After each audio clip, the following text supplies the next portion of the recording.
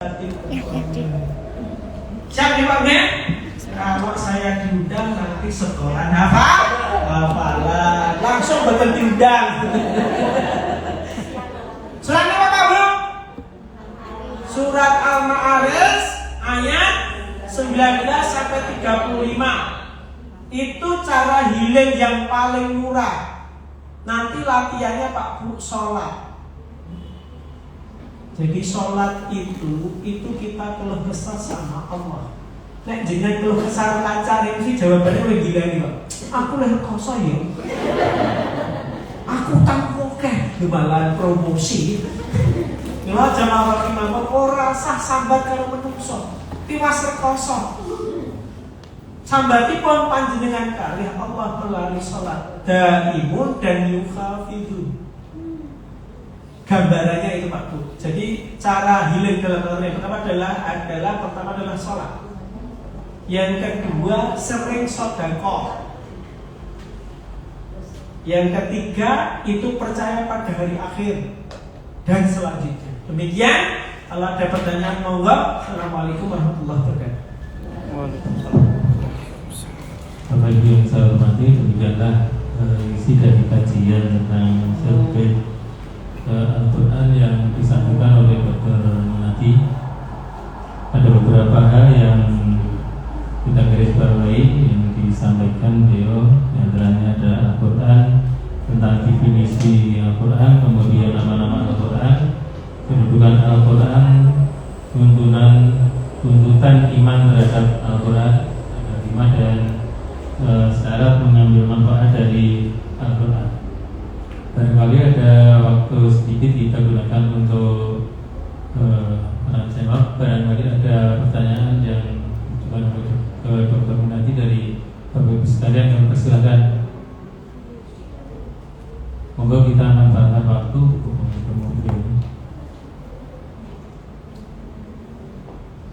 Monggo saya bahagia. Ya, Monggo, nanti.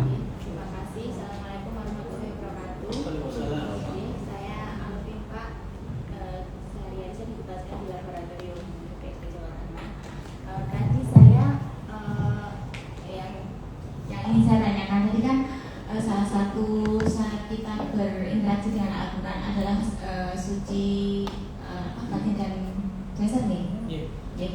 Nah ini kan permasalahan buat ibu-ibu yang setiap bulan pasti dapat jatah bulanan itu Pak. Itu bagaimana kita mensikapinya pada saat kita sedang tidak dalam kondisi suci? Bagaimana kita tetap bisa berinteraksi dengan Al-Quran agar nilainya atau nilainya sama dan manfaatnya sama supaya bisa kita lakukan kalau sudah tidak. Terima kasih. Assalamualaikum warahmatullahi wabarakatuh. Oke, terima kasih.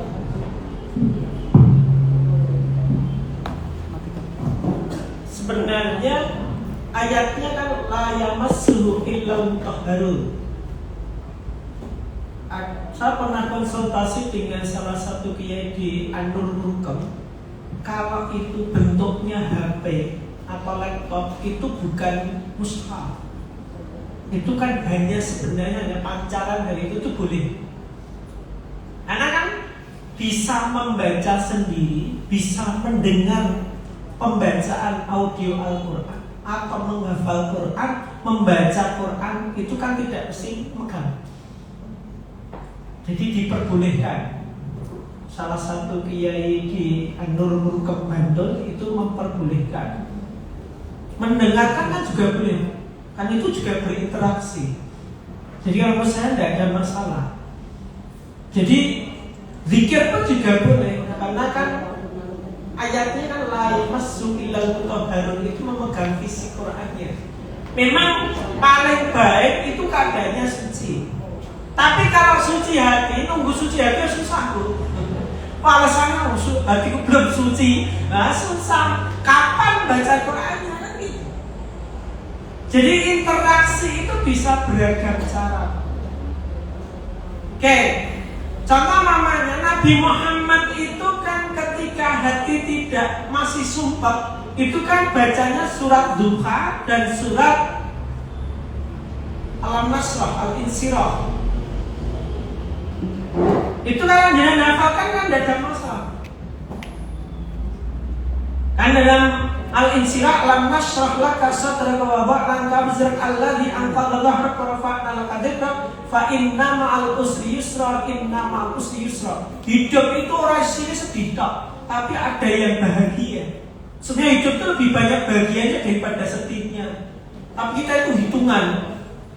Lagi sedih pisan kowe dunia kiamat. Kok kosong, malah kosong lagi pisan lho, Pak. Bendino ki enak, lagi diuji pisan kaya disimpulke dunia ki kosongan. Itu Pak ya. Jadi interaksinya tidak mesti memegang mushaf. Bisa dengan menghafal Al-Quran atau mendengarkan audio Al-Quran. Itu kan diperbolehkan. Itu Pak ya. Masih ada tanggapan?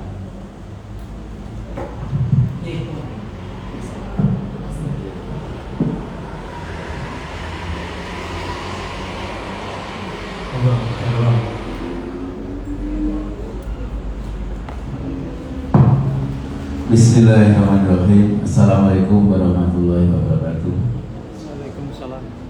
Yang terhormat Bapak Ustadz, ini ada beberapa hal yang perlu mohon penjelasan berkaitan dengan Al-Quran. Yang pertama, bahwa membaca Al-Quran itu setiap hurufnya itu kan ada satu kebaikan ya. Nah, maksud saya, kita ini kan sering kalau membaca Al-Quran tujuannya supaya kita mengerti apa itu isi Al-Quran. Itu bahwa itu sebagai pedoman hidup kita, termasuk yang tadi disebutkan itu juga kabar gembira dan peringatan dan petunjuk bagi kita semuanya. Tetapi maaf untuk saya pribadi, kalau membaca tapi tidak tahu artinya, itu bagaimana Pak ini? Artinya kita mendapat pahala tapi tidak tahu artinya. Artinya kita tidak bisa mengambil manfaat daripada Al-Quran itu karena kita tidak tahu artinya. Itu yang pertama. Yang kedua, misalnya ini Pak, itu yang membaca Al-Quran yang dapat pahala itu khusus di luar kita sholat. Apakah membaca surat di dalam kita melaksanakan sholat, artinya setelah kita baca Al-Fatihah kan untuk rakaat pertama dan kedua disunahkan untuk membaca surat. Nah, apakah itu juga ada pahalanya? Pahalanya dihitung per huruf satu kebaikan itu Pak. Terus yang ketiga, sambil menghafal, kalau misalnya kita di sholat sendiri di rumah, itu sholat sunnah, sebagai contoh sholat tahajud lah, itu kita kan bukan kita batin tapi membaca nih. Saya itu sering baca surat itu, surat yang agak panjang, terus sambil saya dengarkan bacaan saya sudah sesuai dengan tajwid atau belum. Nah ini kan saya agak suaranya agak saya keraskan sedikit. Mungkin kalau saya membaca sholat itu khususnya pas baca surat itu, mungkin sebelah kanan kiri saya mungkin dengar. Dan itu diperbolehkan enggak? Kalau saya kan, saya pribadi, maksud saya bahwa bacaan saya itu sudah benar apa belum. Artinya juga kita baca pelan-pelan, terus kita kita ngikuti tahsin itulah. Nah, itu bagaimana Pak? Terima kasih. Assalamualaikum warahmatullahi wabarakatuh. Ya hakikinya Quran itu kan kalau dibawa ke bahasa Arab itu adalah qiraah yang dibaca, tidak mesti harus dipahami Pak. Jadi qira'a yaqra'u Qur'anan. Jadi Quran itu adalah bacaan. Jadi kalau kita membaca saja tidak tahu artinya tidak ada masalah. Pasti Allah akan mengarahkan hidayahnya dengan cara Allah ketika hambanya baca Quran. Itu saya yakin Pak. Jadi tidak usah khawatir Pak. Apa gunanya mau coba paham? Tidak apa-apa, yang penting baca terus nanti kan akan paham sendiri. Tuhan akan memberikan jalan. Jadi tidak usah khawatir Pak Bu, jenengan nggak paham itu nggak penting, nggak dituntut oleh Islam. Yang penting jenengan diminta membaca Al-Quran. Membaca kadang-kadang ya kalau. Jadi kalau saya baca nanti akan paham sendiri. Quran akan mengarahkan. Karena apa? Quran itu kata Quraisyah, istatikul Quran. Biarkan Quran bicara pada yang baca. Itu Pak ya. Yang kedua, yang namanya baca Quran itu kalau memang mau benar itu harus ada gurunya. Talaki, ketemu, dibenerke. Huruf zain sama jim itu berbeda. Huruf a sama kaf itu berbeda. Huruf ain sama hamzah alif itu berbeda. Huruf ha sama ha itu beda. Dan itu kalau latihannya itu guru, saya dulu punya guru yang namanya salah gebeng Al-Quran cepok itu. Ya bener ya jak bani. Wah pas dicepok itu keloro guru kok kurang ajar. Terus Al-Quran digo ngeplaki muridnya. Lah nek saya iki iso laporke polisi. Karena dalam membaca Quran itu berbeda dengan membaca apapun Pak.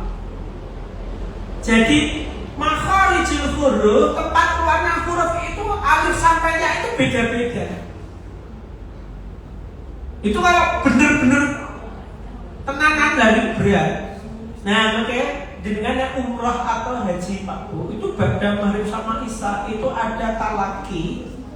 Setiap tiang yang ada di masjid, terutama Madinah dan Masjidil Haram, jangan ikut. Nanti kalau syekhnya bilang ayat berarti jangan baca, jangan bagus.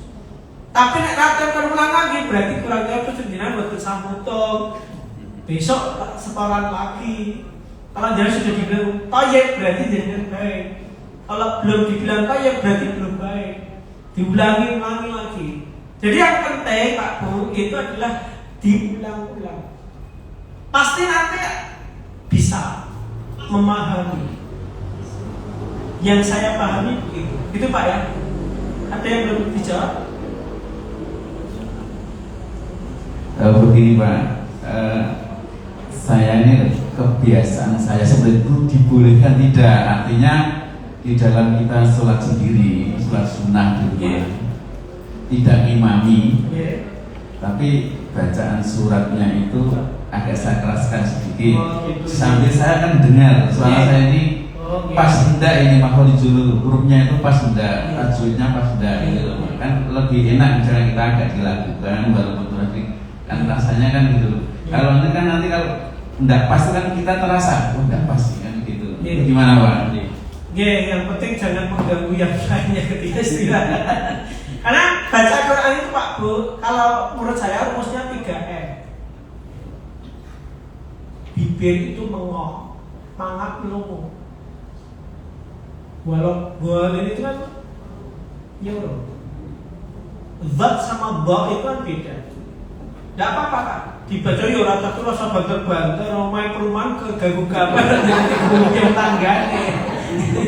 Dengan tidak hal yukrim jarahu.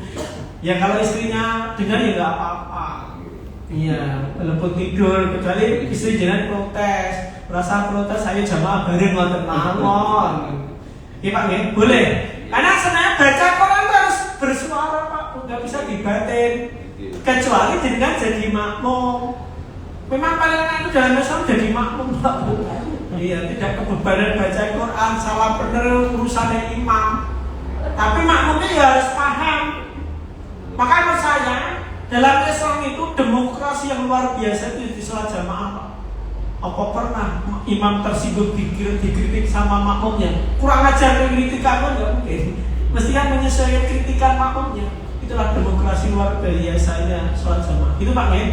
Jadi memang baca Quran itu harus bersuara Pak. Jangan dibatin dikira benar.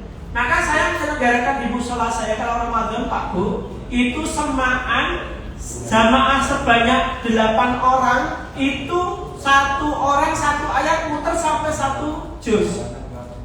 Benar kuat mesti mudah Pak. Kene awal nggih. Mungkin dibuat gerakan Pak nggih, semaan di rumah pada maghrib suami istri. Ayat genap, ayat ganjil suami, ayat genap istri. Siapa Bu? Kira-kira mesti kabeh tasok. Sama Pak. Itu Pak ya? Memang baca Quran harus terucap, disuarakan. Terima kasih. Ada yang lain dari waktu? Persilahkan kalau masih ada. Kalau tidak ada kita cukupkan barangkali ya sebelum kita tutup. Ustaz A'udzubillahi minasyaitonir rajim. Bismillahirrahmanirrahim. Hamdan syakirin, hamdan na'imin, hamdan yuwafi ni'amahu wa yukafi'u mazidah. Ya Rabbana lakal hamdu kama yanbaghi li jalali wajhikal karim wa 'azimi sultanik. Allahumma ighfir lil muslimin wal muslimat wal mu'minin wal mu'minat al ahya'i minhum wal amwat innaka sami'un qaribun mujibud da'wat fa ya qadhi hajat. Ya Allah, jadikanlah jamaah ini jamaah yang menjadi jamaah kebaikan, jamaah yang mencintai Quran, jamaah yang mencintai Nabi Muhammad sallallahu alaihi wasallam. Rabbana afri alaina sabra wa thabbit aqdamana wa sanna kamil kafirin. Allahumma inni a'udzubika minal hammi wal hazani wa a'udzubika minal ajzi wal kasali wa a'udzubika minal bukhli wal jubni wa a'udzubika min ghadatika ya qahril rijal. Rabbana hab lana min azwajina wa dhurriyyatina qurrata a'yun waj'alna lil muttaqina imama. Rabbi ighfir li wa li walidayya warhamhuma kama rabbayani shaghira. Rabbana atina fid dunya hasanah wa fil akhirati hasanah وقنا عذاب النار سبحان ربك رب العزة عما يصفون وسلام الحمد لله رب العالمين بالله التوفيق والهداية والرضا والعناية والسلام عليكم ورحمة الله وبركاته. Terima kasih kepada Bapak Dr. Nadi yang telah memberikan kajian pada